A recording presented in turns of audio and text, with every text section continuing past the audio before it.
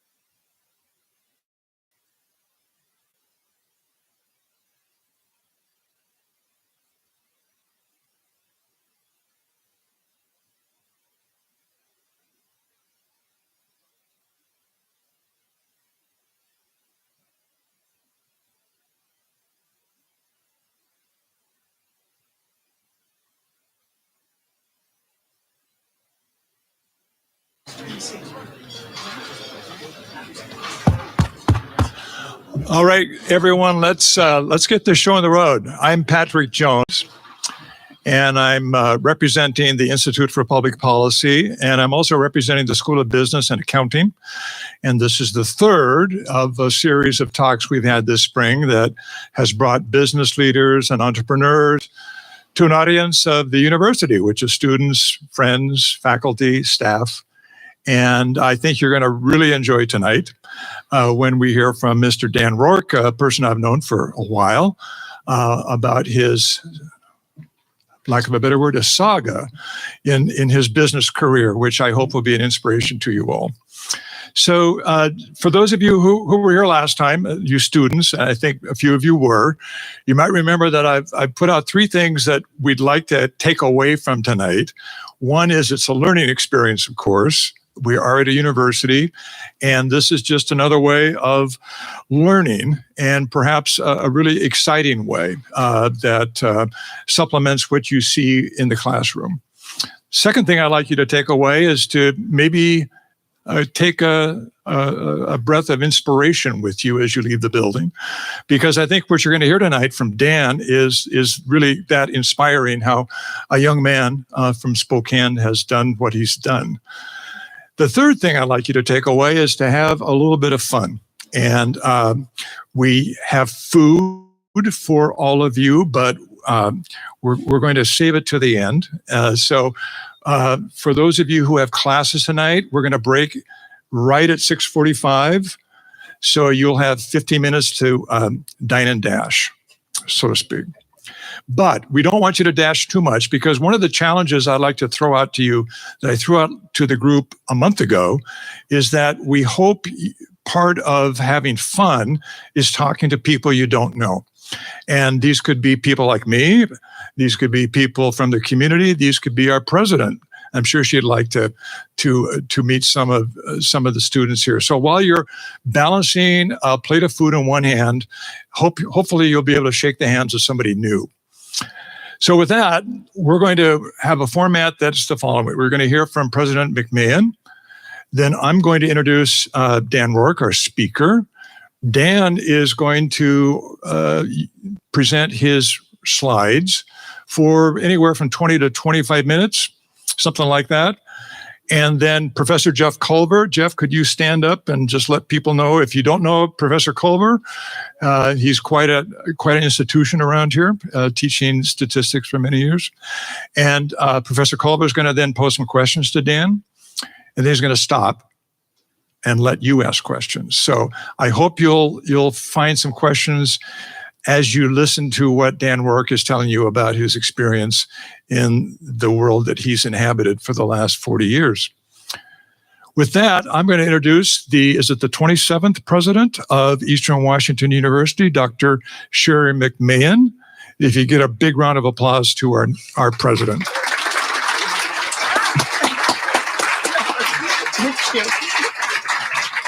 Patrick said fun, and I am all in. I don't know about you. Yeah? You are. I've seen some of you before, I think last time when we were here together, so it's wonderful to see you again. Also, thank you to the faculty and from the School of Business and our Institute for Public Policy and Economic Analysis for organizing the speakers series. It's my understanding it's the last one, and they have been an enormous success. So let's give them a round of applause here. Thank you. We know it's a wonderful opportunity for our students, faculty, and community to gain valuable insights from the most innovative and successful leaders in our business community. We are committed at Eastern to making experiential learning an essential, critical part of your student development. So we are really excited about connecting what you hear about in the classroom with what's going on in the real world, and beginning that whole experience, right? You're learning from the best of the best to gain those practical insights and be inspired yourself to pursue your own dreams, right? I know we have our, what was it called? The event tomorrow night? Eagles Pitch, right? Where you're really pitching something with the grand prize structure up to $50,000. That is so incredible and how inspiring. So good luck to our contestants tomorrow for that. Yeah, that's great. And Dan, we are honored to have you present tonight. Thank you for your leadership in the community. We know that you have been both a Whitworth Pirate and a WSU Coug, but tonight you are an Eastern Eagle. Yes, right? So thank you for returning to Spokane and sharing your message with us. So again, thank you to all. Thank you to Eagle Productions and everybody that's coordinated this, our food service and servers out there for providing this opportunity for us to break bread and share conversation together. So thank you so much, Patrick. Enjoy.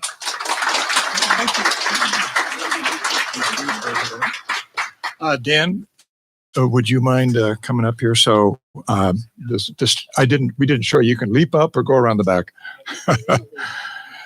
So it's my pleasure to formally introduce Dan Roark.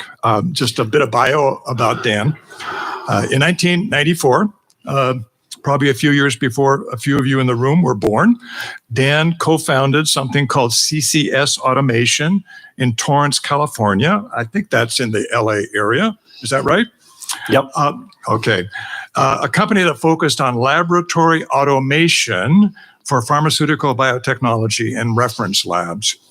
In 2000, so a short 6 years later, he sold that company to PerkinElmer, a large multinational based in Massachusetts that specializes in human and environmental health. He then didn't stop. He founded a company called Matrical Bioscience that focused on automated storage for biological samples and new drug candidates. After forming that with his partner, Kevin Oldenburg, they moved the company to Spokane in 2004, and that's where I got to know Dan. In 2013, they sold the company to Brooks Automation, also based in Massachusetts. And then in 2017, we have a third act where Dan is taken over the reins, something he'll talk about tonight, Gestalt Diagnostics here in Spokane. So a bit of personal background about Dan. He's, as you may have heard, a Spokane native. He's a graduate of Shadle Park, so go Highlanders, if anybody who's in the room from North Spokane. He received a bachelor's degree in biochemistry from Whitworth and a bachelor's degree in chemical engineering from WSU. Dan has 3 adult children, and Dan, is your mother in the audience tonight? She is. Would Mrs. Roark please stand? There she is. Thank you so much. All right. Thank you for coming. So I asked Dan why he came back to Spokane after 2 decades abroad in California and Massachusetts. And he listed 3 reasons: my family, the lifestyle we enjoy in Spokane, and Spokane's ecosystem, which I think I know what he means, but I'll let him explain that. And then I didn't ask him, but I wondered why Dan simply hasn't retired and enjoyed his young grandchildren. And I found the answer actually in doing some research on Dan in an interview he gave to the Journal of Business a couple years ago. He says, quote, "I'm a serial entrepreneur, which means I'm dumb enough to try it again and again." So Dan, I don't think that's quite true, but it's a good line, and perhaps you can elaborate. So the floor is yours, Dan. Welcome to Eastern. All right. Well, thanks, Patrick. Yeah, it's been a fun odyssey. And my caption here, I say, what they don't tell you in school about being an entrepreneur. Maybe I should say what they don't tell you in life about being an entrepreneur.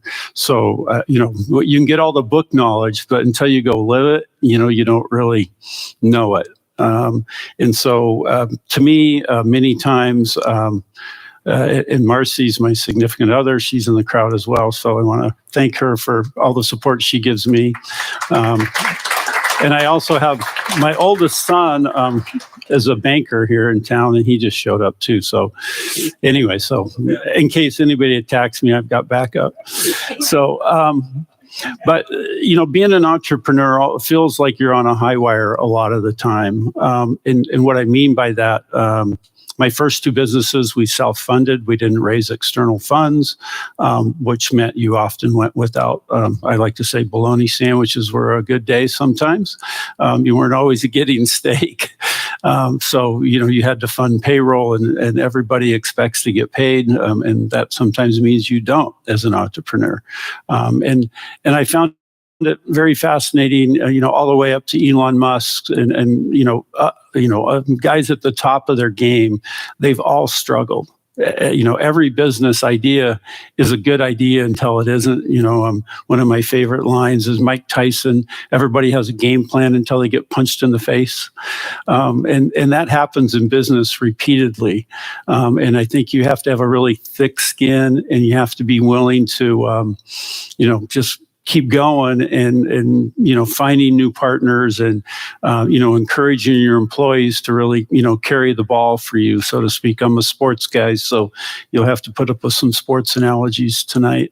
But I think that's really important that as you build a team, it's the team that wins. And as an entrepreneur, you absolutely do not do it alone. So anyways.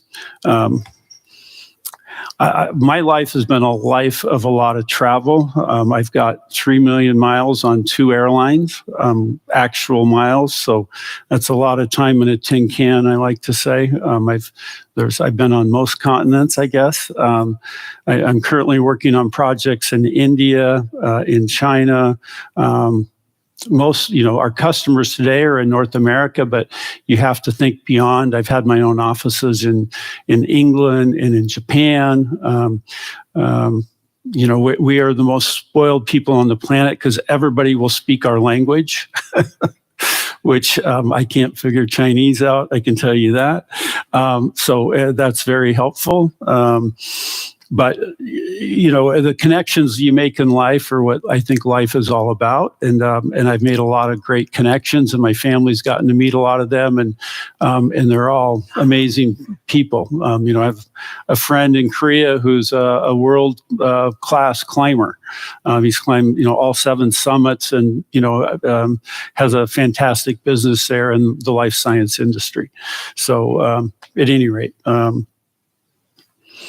so I'll kind of back it up a bit. So back in the 90s, the Human Genome Project was something that I latched onto as a very exciting venture. And that was really about, better medicine was the goal. And now today, through my talk, you'll see a little bit of kind of what that means in today's world.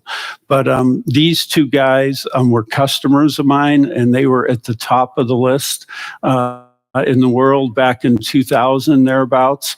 They were routinely being dined with Bill Clinton and the likes, and then they would call me when my machine would break. And Craig would go, "What the heck?" And I go, "Well, what'd you guys do?" But, it was a 13-year effort around the globe. So I worked with the folks in the UK. I worked with the folks in Germany at Max Planck. Japan, I don't know, it's a long list. It was really exciting to see all of the energy behind it. And Craig was one of the guys that had an ego the size of, the Empire State Building. So his DNA was what he chose with his company Celera to actually, sequence. I'm curious how he's doing today, but only because he's a bit older now. And, he was a phenomenal fundraiser. And then there was Francis Collin, who was kind of the quiet scientist that was extremely bright, that went on to take over the NIH. This was a $3 billion effort, and it cost $100 million for the first genome. And now today, you can order, DNA profiling off of Amazon. So, but healthcare costs in the world, or in North America, I'll focus on that, are almost 20% of our GDP, or gross domestic product, right? So 20% of our dollars spent are on healthcare. Which is a huge number. Watson and Crick, this was the first draft was finished 50 years after they received the Nobel Peace Prize for, confirming what DNA structure is. So again, the ultimate goal of this project was really improving health through genomics research. And it's amazing to me. We have 3 billion base pairs in every cell in our body.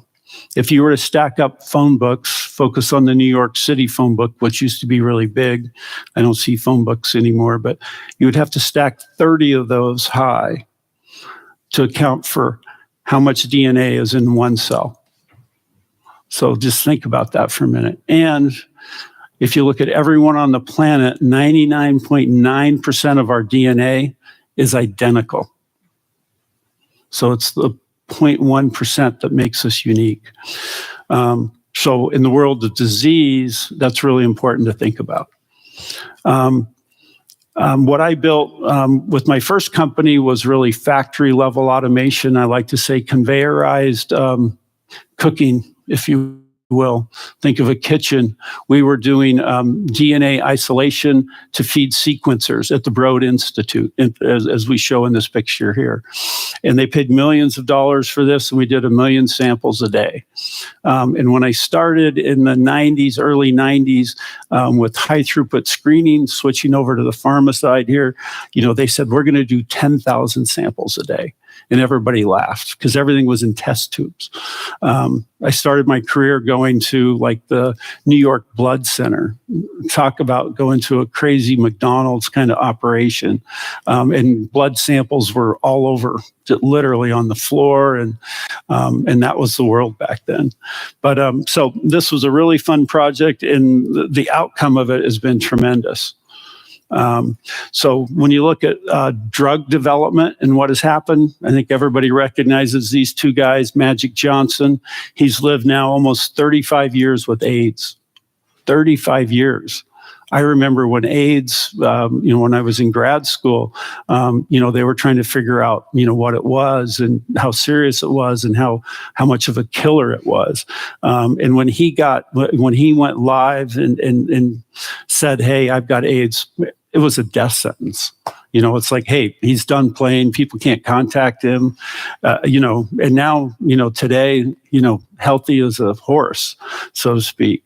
Phil Mickelson, one of the best golfers in the world. How do you be one of the best golfers in the world with rheumatoid arthritis, right?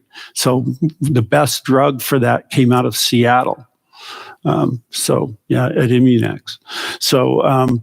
So today it costs in the neighborhood of $2 billion to bring a drug to market. And if you see that first line there, by the way, only 9% of them make it. Look up online the top 10 that failed last year. Talk about, companies crying in their soup at lunch. They can be in the third stage of clinical trials, and they can fail. Our bodies are so complex. You make a drug that's for heart, or I'll say weight loss, right? And the fen, if anybody remembers that, and how then it had caused heart damage. So literally, we're a part of the early process of toxicology testing, from vivariums with mice all the way to monkeys, to confirm that, hey, these molecules actually, are focused where they need to, and they don't have any bad side effects. And of course, look at the coronavirus. We're still discovering things about side effects because how quickly we rush that to save lives. So R&D budgets are huge with pharma. My initial understanding of that was Pfizer saying, well, we really want to buy your instrument, but it's 10 inches too deep. We can't fit it in our lab. And I'm like, well, figure it out. And they're like, well, how much more does it cost to make it 10 inches smaller? And so, I talked about it from an engineering standpoint. I said, no, 75 grand, and it costs us probably 20. I don't know. But they're like, fine, we don't care. They cared. They wanted the solution, right? So pharma and, dealing in the pharma industry has been, a part of my life from the early days. With my second business, Patrick talked about automated biobanks. What is an automated biobank? I like to say if you go to Costco and you go in the cold freezer, it's like that, but you can't go in. Why can't you go in? Because they're down to cryogenic temperatures. Ted Williams is in one of them, literally. He's in he's cryo stored. So we stored down to minus 132. So below, we'd say the glass transition phase, below where viruses can actually move. So, DNA and other things you can store, even at room temperature, but they often store them much colder. And sort of the folklore around building automated freezers, mechanical minus 80 refrigeration is extensively used in research. And minus 80 that's the temperature of dry ice. So they were trying to mimic that because of how well that preserved things for the duration, I'll say. And we have, samples like in this system at the UK Biobank, 10 million specimen stored in it. So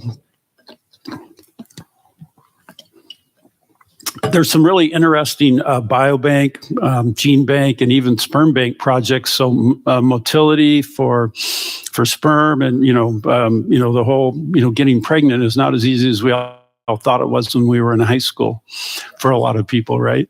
But in Iceland, I like to say a population that's very static, a gene pool that doesn't move a lot, because who wants to move to Iceland? The people from Iceland, yeah. That makes them a very interesting population to study, right? Because they don't have a lot of genetic variation. So heart disease, cancer, and schizophrenia. A project with the U.S. Army, the Million Veterans Program, for all the veterans that were in the, I like to say, inbox, or in the Gulf Wars, at Jamaica Plains, in Boston, 4 million specimen. We built that off of Trent. It took 6 truck and trailers to get that to the East Coast. It was like installing the ship in a bottle. It was literally that. We had to squeeze it through the side of a building and then reconstruct what we built here and test it here or there.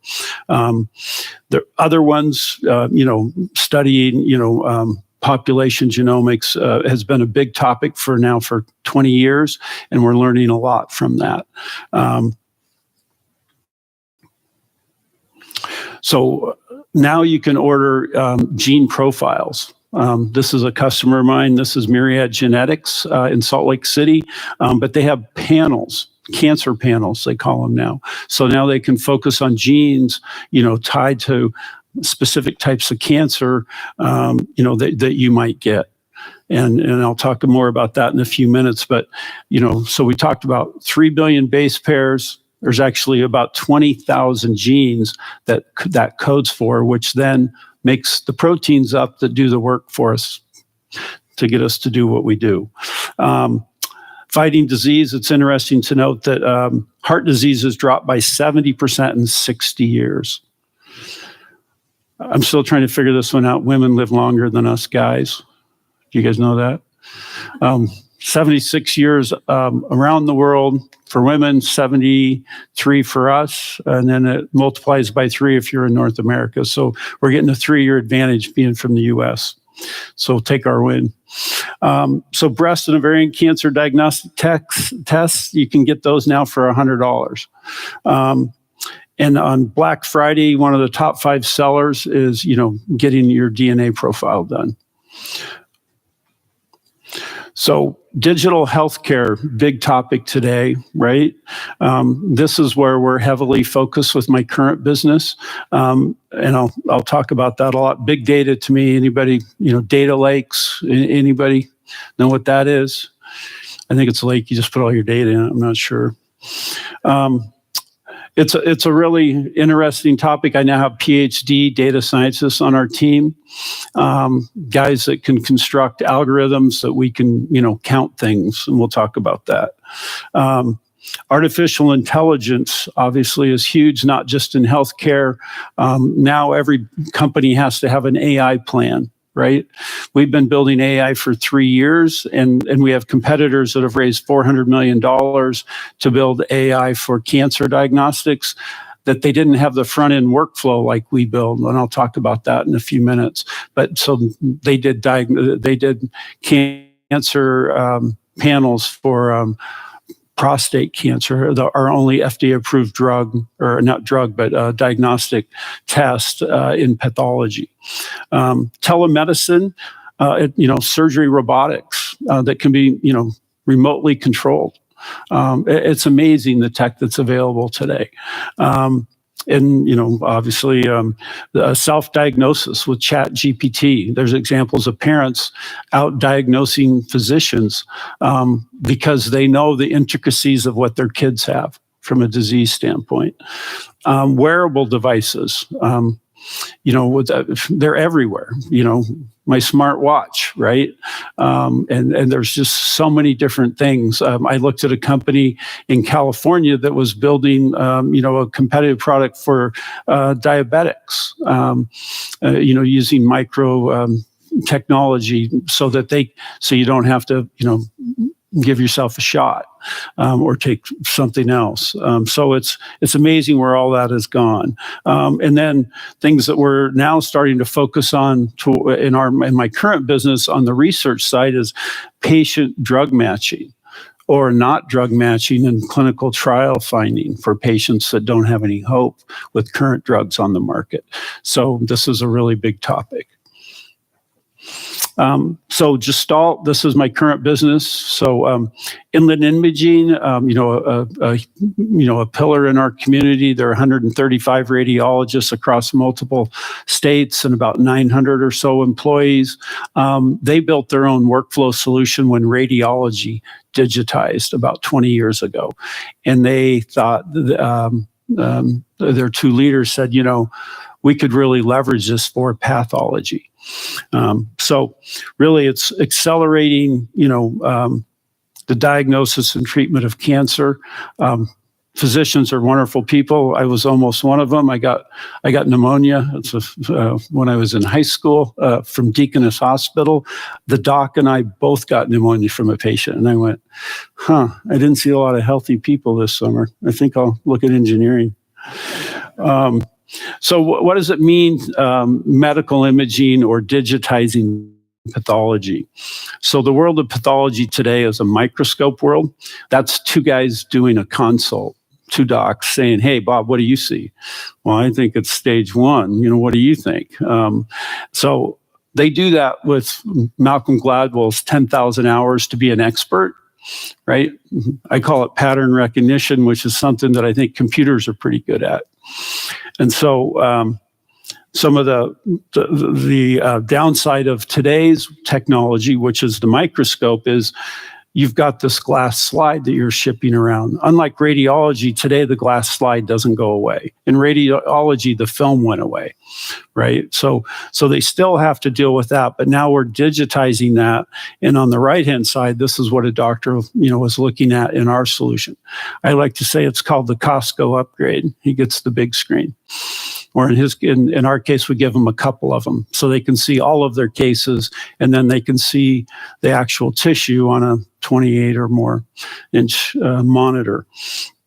And then, we archive all these images, which are huge. The reason it took so long for pathology to digitize, you're talking about a gigabyte of data for one slide. So orders of magnitude bigger than in radiology. But now we look at what's happened in the world of Amazon and Google. We're now on the Google Cloud platform, or if we're cool, we say the GPC or whatever. Anyways, and then we're, Microsoft, Google, all the big tech companies, Oracle, who bought Cerner 2 years ago for $35 billion. We're a partner with Cerner because they provide the medical systems for these doctors to do their work in. So things that we're trying to advance, it takes 6 weeks from first exam to getting a diagnosis and hopefully getting a treatment course put together for a patient. This was just announced a couple weeks ago at a conference. The University of Texas Medical Branch, radiology, again, has been digital for 20 years. They're now realizing that, hey, if they unite with pathology, these physicians can share this information, and they're actually finding additional opportunities for revenue, which is around better testing and better patient outcomes. And so they're very excited about that, and we're partnering with two really large groups, United Healthcare being one of them, with our platform. So what is computational pathology? I think it took me 2 years to figure this out. It's really just counting stuff. And in this example, what are we counting? I like to say we're counting one cowboy, some sheep, one dog, and then we're looking at, sizes. And so we call that, kind of color normalization, which is what you have to do with up to 100 different stains in the world of pathology based upon the biopsy specimen that you have. And then you're trying to identify or detect, what you're really looking at. So is this a prostate specimen in our world, or is it thyroid? And then we segment every cell. One piece of glass has 5 million cells on it.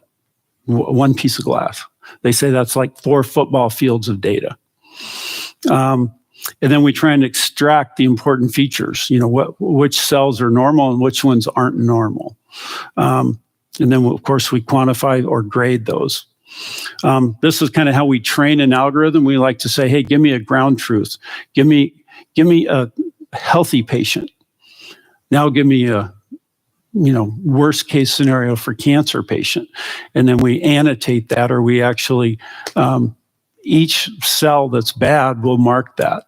And so then we try and, with algorithms that we build, we then try and classify based upon that. So it's a lot of turns with the data in order to do that. So millions of reactions, or millions of steps. And again, we've now got annotated slides with 5 million. All 5 million cells on it are annotated. We have our own algorithms just to look at when cells are dividing, as an example. So you can see how fast, say, a tumor is proliferating or growing. I think this is a pretty cool piece of tech for the physician. Why not call out the cancer spots for him so that he can see them straight away when he opens up the case? Because he can't do that when he's looking for them with his microscope. Financial metrics. Every business needs to do this and understand this. I'm a guy that took one class, pass-fail, for business. My dad was a business guy. How many people in here have family businesses or entrepreneurs in their family? I think it should be most of us. Come on.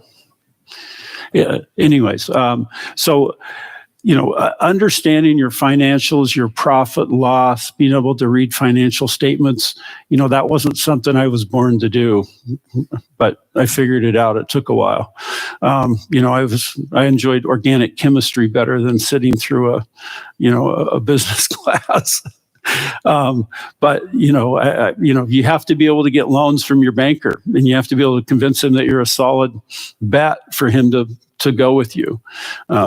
So these are really important metrics. I like to say, building for success means, what kind of IP can you build in your business? So my current business, we have 8 patents that have issued. We have more that are pending. Those are kind of pillars that you can stand on to kind of, stake your turf. Vertical integration versus vendors. Little companies don't stand alone. Big companies don't stand alone. The biggest of companies leverage their vendors the best. When I've sold to big companies, the first thing they want to do is, well, if you make it for this much money in California, what if we take it to Asia? And then I bring up things like, what's the cost of quality? Anybody have a guess? My guess is 0. If you build it right the first time, it doesn't cost you anything, right? If you build it wrong the first time, the second time, now you're spending money. I mean, you're spending what you knew you would spend if you build it right the first time, but everybody has rework. And that's the tough thing about building hardware. Same thing with software. It's even harder, I think, because you can't see it. Drives me nuts. I have to look at the guys and say, okay, what'd you get done today? Oh, well, we did this. Well, show me. Well, we can't show you. It's not working yet. Anyways, so, how do you scale is really important. So in the world of pathology, if they're looking at the digital image, right, of the tissue, if they move that on one screen, like, on your computer, we have like 1,000 images that we're tying together. Think of Bing Maps or Google Maps when you're looking down from Google Earth and you're restitching that together as you drive down to your backyard or into your bedroom. That's what we're doing for the pathologist. And so if we don't stay ahead of him with that stitching, he gets dizzy. It's like getting seasick. And he'll go, I can't use this. It doesn't work. So those are really important things. Service, I didn't learn this with my first business right away, but it's really a cash cow. And what does that mean? That means that it doesn't cost you as much to support things. Think of when you go to Best Buy or Fred's Appliance and you order appliances, right? And they're like, do you want the service agreement? And you're like, well, how much is it going to cost if it breaks? And they go, a lot. And you go, okay, well, sure, but it doesn't break very much, right? So anyway, so that's a good part of your revenue. And then you should do things like a warranty holdback. What does that mean? You know that you're going to have some expense, plan for that expense in your budget. That's important. So I know we're going to have some Q&A too, but kind of what are some traits for good employees? I always say not be a whiner is always good. Cool under pressure is another one I like.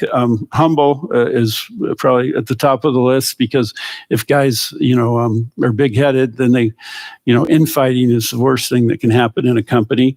I like people who are enthusiastic, and I like to give everybody. I'm not you can't be a micromanager. We were talking about this just before I came up, but if you're a micromanager, how do you do that as you grow a business? If you have 200 plus employees, you can't do it. You'll go nuts. My first partner was a micromanager, and it almost drove him insane. I'm like, dude, you can't do it. Just let it go. These guys are bright guys. Let them either win or fail on their own. They want to win, right? Good communicators, confident, kind of all of those things to me are important traits. And I said humble. So I invested in a company, and then I got really active in it as it was losing money. Everybody said, my family would always say, well, my dad, he's a science guy. I don't know what he does. And so I bought into a motorcycle company. They go, well, that's cool. I go, yeah, but we're losing money. Well, we didn't know our costs. We didn't have a good bill of materials. Our vendors' relationships sucked. So Tom Simpson and I, we were at the water cooler one day and said, what happened? But Ezra Eckhart's a buddy. He was involved in that as well. He runs Teachers Credit Union. We all thought we were going to ride snow bikes. None of us ever got on the damn things. I still have one in my garage somewhere. But it's good to be humble, but it was a good experiment. And they looked really cool. That's why we got into it. What are some characteristics of an entrepreneur? Curiosity, be dumb enough to try. I think Patrick pointed that out earlier. I think having a long-term focus is really important. Here's where I am today, or here's where we are today, but here's where we're trying to go, and being able to, Elon Musk that to the world, if you will. Risk tolerance. My risk tolerance is a lot higher than others, because if I stay in it, I really feel like I can make it work. And it's about the partners that you have, not just your teammates, but like we have these scientific advisors today that are medical directors, at Henry Ford Hospital, at Intermountain Healthcare. We're working with Northwell Health, one of the biggest healthcare on the East Coast. They've got 300 pathologists that are deploying our solution. And their CEO is Mike, I forget his last name now. I met him, but he's always the number one healthcare guy in America every year. And he was like, they were ground zero for COVID. He goes, I was around COVID patients every day for like 120 days. He worked nonstop trying to save lives. Persistence. But, I think that's kind of what I got, I think. Other than, anybody remember who John Wooden was? Yeah. So he said, if you're not making mistakes, then you're not doing anything. And I can imagine, because I've seen some of his, practice, rollbacks, he was relentless. But, his teams won more championships at UCLA than anywhere. And then Steve Jobs said, the only way to do great work is to love what you do. And I think that's really important. So that's what I got. Thank you, Dan. That's more than a lot. Jeff, if we can take about 10 minutes of Q&A from you, and then we want to open it up to everybody in the room. I'm sure you've got some questions after you just heard Dan cover so much ground. So take it away, Jeff. Hello, Dan. Hello, everyone. Thanks for having me. So when I was putting these questions together, I reflected back on questions that my students have asked me over the years. And I've noticed that when I was putting the questions together, how many of my students have expressed a desire to be entrepreneurs, many more than when I was in school myself. So a lot of these questions have come along that specific topic line. So the first one is kind of the same question everybody asks of somebody that's an entrepreneur is, what are your primary expectations when it comes to hiring recent university graduates? Well, don't be a whiner. I think I said that. Yeah. Well, you get all the dirt jobs initially, right? You got to clean up. No, I'm kidding. I think you want students, you want people. Well, when I got my first job, I'll start with the softball answer. When I just before I got made the offer, they said, well, if you get the job, would you buy a ski boat? That was in my interview with my boss. And I said, does that get me the job? If so, I won't get the car. I'll just keep riding my bike, I think, people who are hungry, that have a lot of drive and initiative.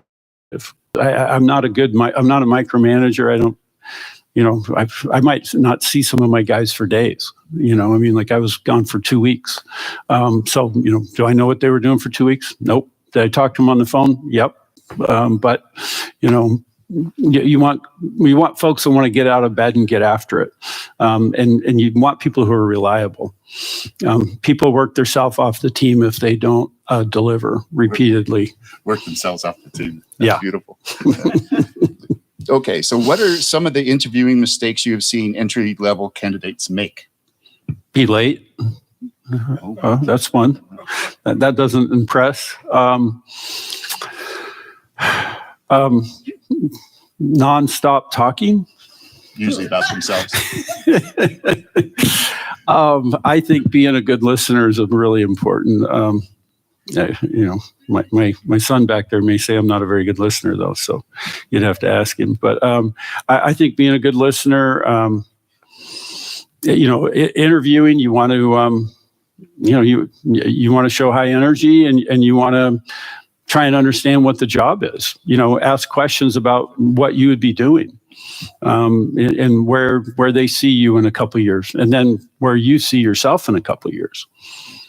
I see a lot of them go in and spend 20 minutes talking about themselves. Okay, so share one thing, good or bad, that caught you completely by surprise in your entrepreneurial journey. Being broke.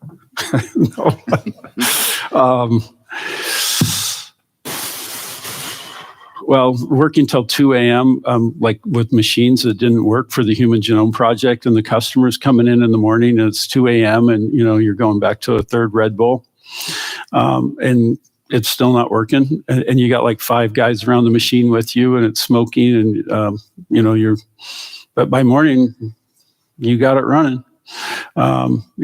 Similarly, I was in Zurich, Switzerland, shipped a machine there. We set it up, worked all night, and it worked for the 20 minutes it needed to. And then right after he left, it died again, so, that's the world of robotics a bit. But, you make these things better over time, but shipping things around is hard. So, those things. And then I would say, travel is hard. Always, you've got to be front of center with customers to really understand what they're doing. And it's not easy to be gone when you want to be home. Makes it, that high involvement purchase decisions usually, they want to see your face. Yep. At least yours, not mine. Yep. So if we want to open it up to some questions now, want to put your hands up and I'll call on you. We can ask some questions to Dan while we have them. Anybody? Bueller? Young man? So how did you learn how to run a business? Granted that your college degree wasn't in the business field. Yeah. Question. Yeah. Oh, here we go. So how did you do I have to There we go.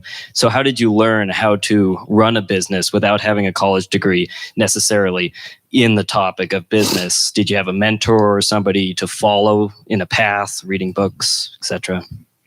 Yeah. When I first kind of realized that business kind of worked for me in my head was I was at the Mayo Clinic with a salesperson demonstrating a machine that I had put a lot of the capabilities into. And I kept turning to the salesperson and said, okay, well, I made it work. Now you tell him how to buy it. Right.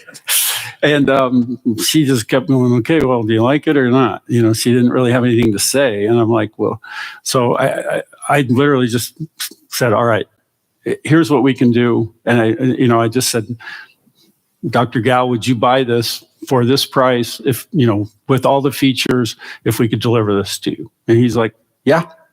I'm like, okay, well, we'll write it up. And that's what we did. So I learned to write kind of statements of work as an engineer about what something could do or, what it is supposed to do. And I kind of went from that. And then I've joked through the years that you can design a product on a napkin, and I could actually get a medical director or a head of research to say, if you can build that, I will give you, I would say, well, I need 50% down, because I estimated what my costs were. And I said, well, if I can cover my costs for the build, we can use the rest of the money to, that the build cost pays salaries. That additional costs, we put in the bank for quote unquote rainy days, but it was really to keep adding more employees and growing the business. That's kind of why you sell something at the end of the day, because you kept thinking, well, I'm going to get a better paycheck, but you keep, putting it back into the business.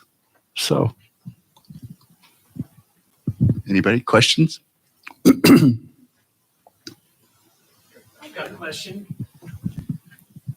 Dan, who would you recommend, or what would you recommend to these young students, young professionals, if they have an idea? Who would their circle of influence be, and who should they go to with that next golden widget or whatever it is? Yeah. Well, so we have a great ecosystem here in Spokane, so, I know you guys have a pitch weekend coming up, there's a lot of opportunities like that where you can get some initial funding based upon winning the contest, like 25 grand or more with some of these. There's CoMotion. There's a group that Vista's behind, and several others in the community are behind, kind of for early seed funding. Tom Simpson, has put together like Sparts Weekend, and there's a bunch of folks involved in it now. And that was here, I don't remember, 3 or 4 months ago, whatever it was.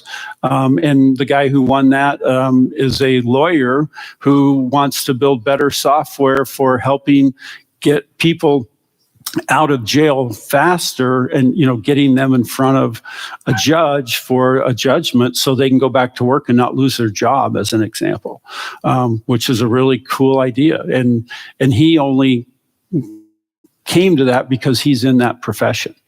And so, and he worked that out at a Sparks Weekend. But there's a lot of ways you can pitch ideas here in Spokane. And there's the Spokane Angel Alliance, where we meet, 6-8 times a year. And, you're welcome to come to those lunches. You get a free sandwich, talk to guys like me. We like to hear your ideas. We like to hear your crazy ideas, just like our crazy ideas. You're a younger version of us, really, so keep us in the game. Yeah. Has anybody got an idea that they're thinking about launching on an entrepreneurial level? That they have a question that they'd like to ask? How about in the middle? Somebody got a question in the middle of the room there? You want me to ask some more of my questions? No? Anything? Okay. That young man in the blue there? Yeah. I was just wondering, you said you got your wife here and your mom here. Kind of just wondering who's been your biggest supporter going through being an entrepreneur? Yeah. Who's been the biggest supporter of his entrepreneurship? Okay. Marcy, my mom, dad, my kids, they've been around when I was gone, and, I learned to do trips to Korea and back in 4 days. figure that one out, so that you could be around your kids and not have them think you were never around. That's hard stuff you got to do, though. And I was there long enough to kiss the baby to get the deal done and turn around and hop on a plane and, step back into my, being a good dad mode, or certainly trying, Anyone else? Questions? Is there going to be a number 4? Well, I'm still trying to deal with number 3.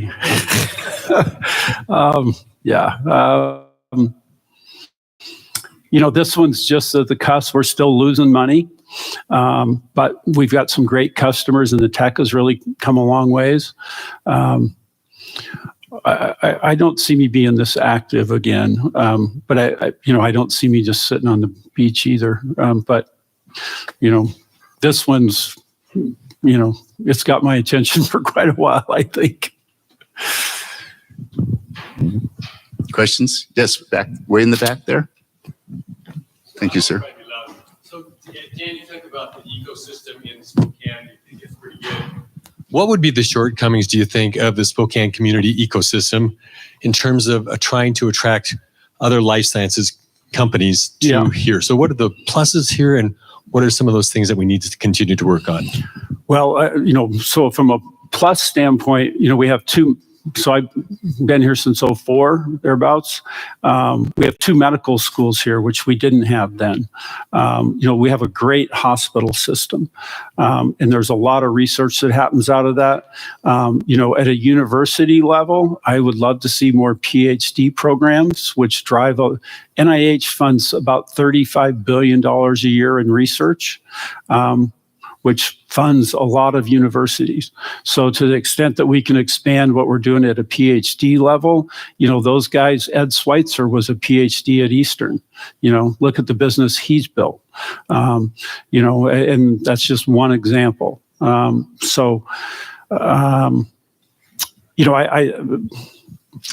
It's at the stage my business is in. If I moved to Silicon Valley, or if I did that 2 years ago with this business, I would have been able to raise $25+ million pretty quickly. I've raised $10 million with this business, mostly local money. And if you're not from Seattle, they'll look at you, and they are starting to write some checks. But they want to, they want to be able to golf with you, and that may sound, not right. They want to really be able to touch you easily. But, with the world since the pandemic, I think it's getting easier because, everybody can hop on a Zoom. But there's still no replacement for face-to-face time.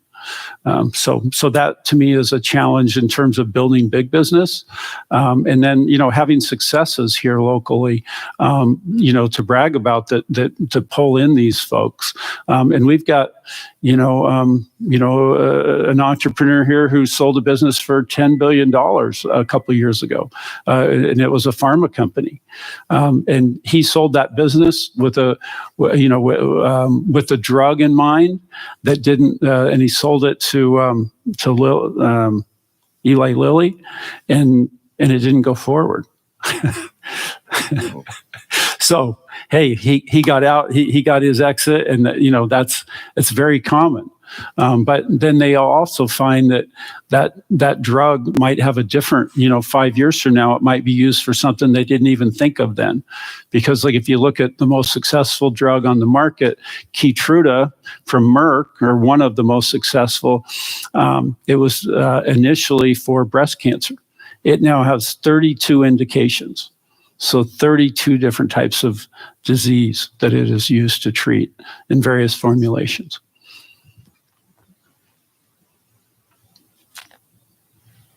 Could I ask you a question? Yeah. How do you go about protecting yourself? I mean, as you become more and more successful, what types of things do you do to protect yourself from competition? Well, patents are the only way you can really try and protect yourself.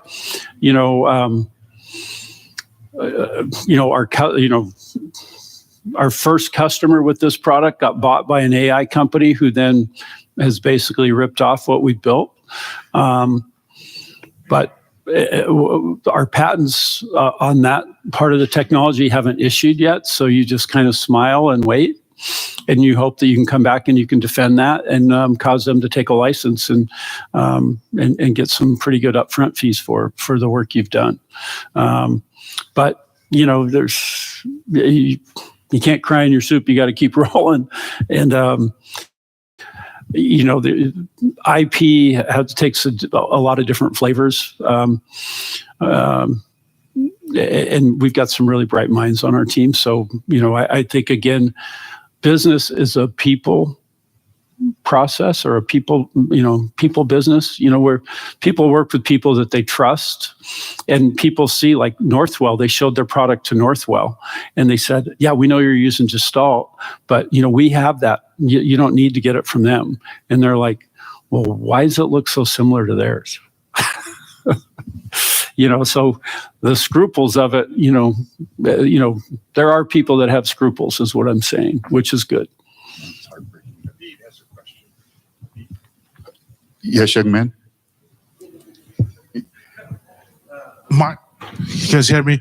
So my question is related to the question that was asked before, where you mentioned, there's the medical infrastructure, and you would like to see more PhD programs in Eastern. So what would you say? So we're currently in the process of thinking about where Eastern should go. So what would you say future investment should be to interface for Eastern, to interface with the medical community better? How can we do this? Well, internships, at a low level for engineers, right? To bring them on board and get them some training and try and get them to stay in Spokane. So of all of our high-tech people that we train up here don't run off to Seattle and beyond. We've held on to some great students from Eastern, from Washington State, and others, which to me is really important, is to kind of keep that homegrown talent here if we can. We have. Building the tech takes time. Like the sleep center we have here is a great resource, and they're doing some really cool stuff. They relocated here, so we're getting some of that. Relocating businesses here, but like Steve Jobs and some of these other guys that have hit it out of the park. I can think of Boise and Micron as well.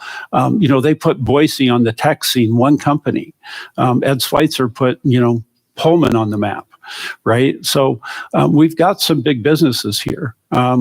Spokane feels a little spread out, valley-wise or whatever, but, we've got some great businesses here already. But, to the extent we can add more programs that that can go after NIH money, that churns out IP that companies like mine that could take advantage of if they're in, medical imaging, as an example.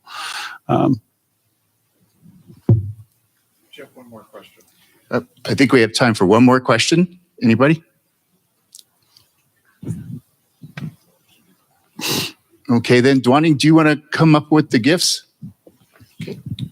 Thank you, everybody. Thanks, Dan. Thank you.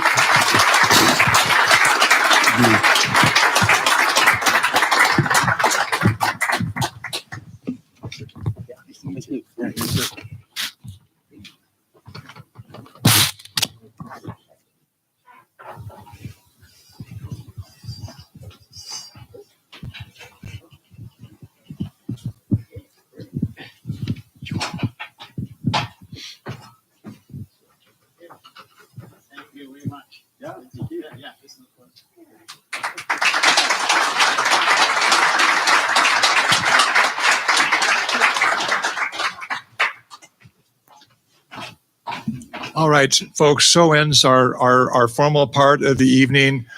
Dan, I hope you'll stick around for a few more minutes and take questions from people who really had a question, didn't quite get it out of their system yet. And we now have lots of food. People to your right are getting that set up. And so for those students who have classes, I think we should let them be at the head of the line. So with that, thank you once again. We hope to continue these events in the fall, and we'll just ask you to stay tuned. With that, let's enjoy the mingling and balance that plate and a handshake with somebody you don't know. Thank you so much.